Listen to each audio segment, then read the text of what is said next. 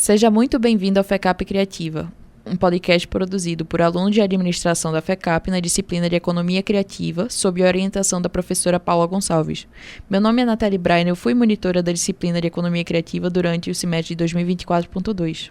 FECAP Criativa faz parte do programa de extensão Saberes Diversos, promovendo a troca de conhecimentos e novas perspectivas sobre criatividade e negócios.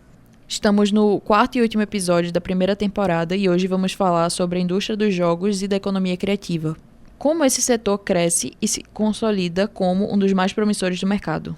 Para essa conversa, contamos com Aline Cristina Ribeiro Santos de Souza, Sofia Maria de Queiroz e Melo e Lucas Barros Silva. Olá pessoal, bem-vindos ao quarto episódio do FECAP Criativa. No último episódio a gente falou um pouquinho sobre o audiovisual e o impacto do audiovisual na indústria criativa e hoje a gente vai falar um pouquinho sobre jogos e como que funciona aí o impacto dessa indústria que a gente tanto conhece, que tanto está presente no dia a dia. Meu nome é Sofia, vou estar mediando o momento e aqui comigo estão a Aline e Lucas que vão se apresentar agora. Olá, como ela falou, meu nome é Aline e vamos lá, né? Olá, bem-vindos de volta, né, depois do último episódio. Meu nome é Lucas e vamos lá. Beleza, gente. Então, assim, pra começar, a gente sabe que já há um tempo os jogos eles pararam de ser, assim, apenas um entretenimento e realmente começaram a ser uma grande indústria, né? E, assim, eu queria saber, assim, o que é que vocês acham que foi o marco disso, sabe? Quando foi que as pessoas realmente começaram a enxergar os jogos como mais do que apenas um entretenimento? Eu acho que dá pra falar que isso vem desde o começo mesmo.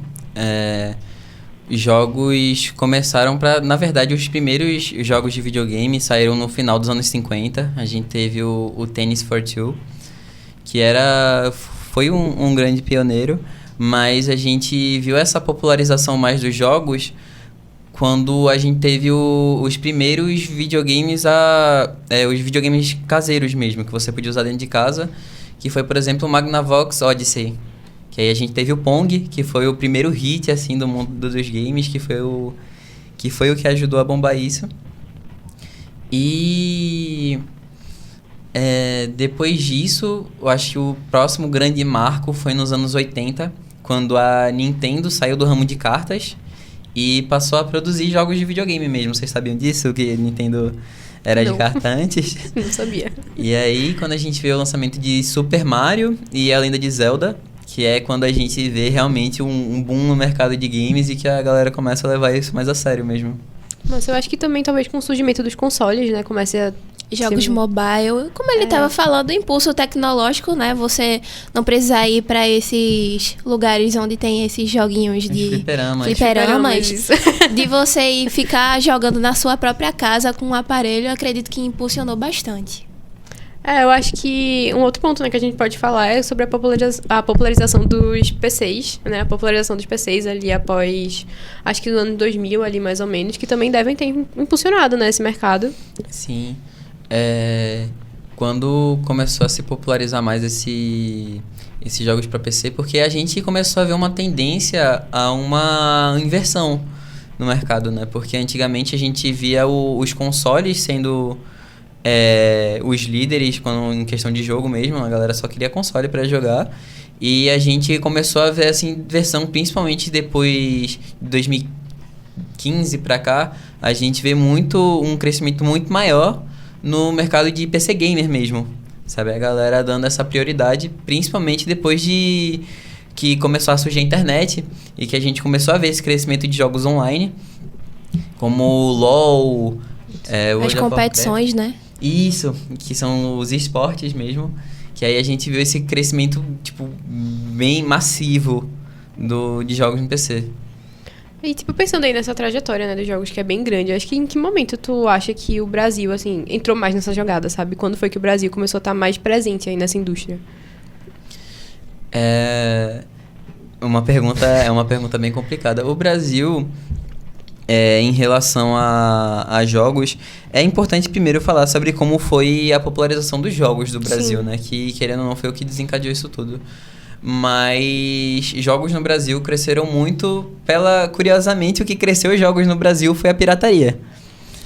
Que foi justamente quando a gente viu aqueles primeiros consoles como PS2, que foi a entrada dessa nova geração, né? A gente viu o console se popularizando muito aqui no Brasil, principalmente através de jogos de luta e de tiro, que foram que se popularizaram bastante nessa época. E aí, disso a gente vê uma tendência do brasileiro em relação a esses jogos. E aí a gente chega no cenário atual, onde o Brasil é muito marcante. O Brasil no cenário de jogos, justamente pela competitividade do Brasil, através de organizações de esportes daqui, que já ganharam o mundo várias vezes, como, por exemplo, a Loud, que foi campeã mundial de Valorant em 2022, por exemplo. Eu acho que, assim, um ponto muito legal, né, também, que a gente vê a popularização aqui no Brasil, é muito alinhado com o que a gente falou no episódio anterior sobre audiovisual, que são os próprios streamings, né? Acho que cada vez mais a gente vê streamers realmente na Twitch, no YouTube, fazendo, tipo, altos vídeos, jogando algum tipo de jogo. Minecraft, eu acho que tem bastante, tem de vários outros também, que eu acho que também ajuda, né? Tá impulsionando, tá influenciando outras pessoas a conhecer mais esse mercado. Muito bem, as lives na Twitch, por exemplo, elas dão um engajamento muito grande e as pessoas que assistem têm muita vontade de jogar aqueles jogos, sabe? Porque estão vendo as pessoas ali jogando. Eu acredito que seja muito importante essa parte dos streamings para jogos, para poder justamente engajar mais o público e até estender mais a bolha, né? A bolha que tá no mundo dos jogos, assim. É verdade, eu acho que muita Inclusive, gente faz isso. os modelos mobiles expandiram mais esse mercado. Verdade. A questão com o streaming é justamente isso, sabe?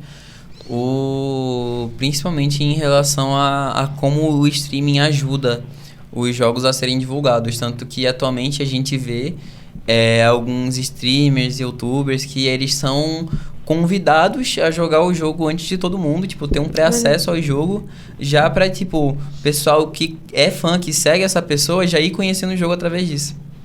É verdade. E acho que tu até falasse, né, um pouco sobre esses esportes, sobre como o Brasil tá crescendo aí nesse mercado, né? E uma dúvida que eu fico, assim, se, tipo, tu acha que tem potencial pra gente crescer ainda mais, sabe? Pra abranger, tipo, outros jogos, por exemplo. Tem, claro que tem.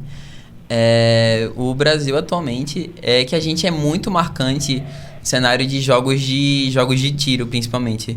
Então, no cenário de jogos como CS, Valorant mesmo, e Free Fire foi assim, eu acho que dá pra dizer que foi o auge do Brasil em esportes. Então, a gente vê principalmente nessas categorias um crescimento muito grande do Brasil, onde muitas das vezes os jogadores daqui chegam a jogar para times do exterior, como os jogadores de fora vêm para cá, para o Brasil, para jogar em times daqui. Então, assim, o Brasil é muito forte nesse cenário.